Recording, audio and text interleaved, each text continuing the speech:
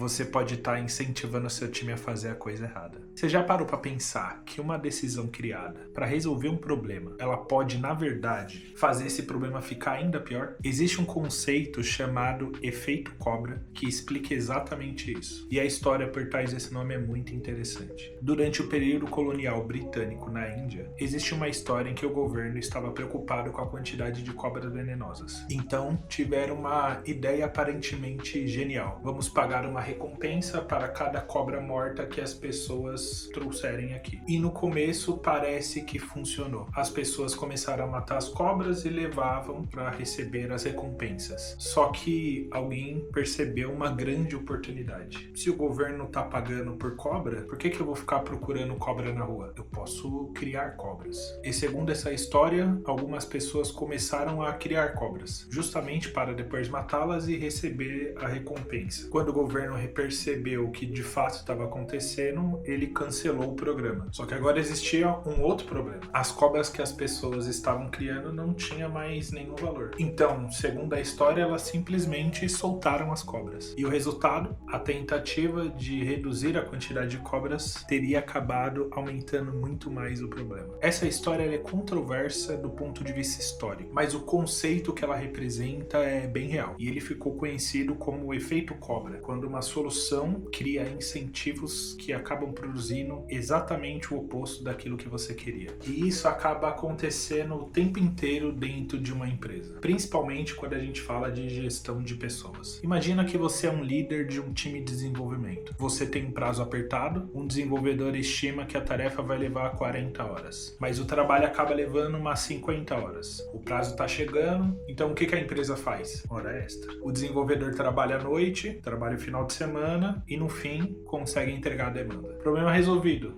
Ou será que não? Talvez a empresa tenha acabado de criar um incentivo muito ruim. Ela ensinou para o sistema que uma estimativa errada ela pode ser compensada com mais horas de trabalho. E isso pode fazer com que a gente nunca ataque a verdadeira causa do problema. Talvez a estimativa esteja sendo feita da maneira errada. Talvez o escopo esteja sendo mal definido. Talvez existam interrupções demais. Talvez o time esteja sobrecarregado. Talvez a capacidade do time esteja abaixo da demanda. Mas como a hora extra ela resolveu o prazo, a organização continua fazendo exatamente a mesma coisa. E o problema se repete. Agora, pensando em outro exemplo, você quer melhorar a capacidade do seu time de estimar demandas. Então você cria uma métrica. Eu vou medir o quanto cada desenvolvedor acerta a sua própria estimativa. Parece uma boa ideia. Até que alguém percebe. Se eu colocar 5 horas numa tarefa que realmente leva 5 horas, qualquer imprevisto que eu tiver vai fazer com que a minha estimativa pareça ruim. Mas se eu colocar 8 horas, agora eu vou ter uma margem enorme para poder acertar. E dependendo de como essa métrica ela é utilizada, você acabou de criar um incentivo para as pessoas estimarem acima do necessário.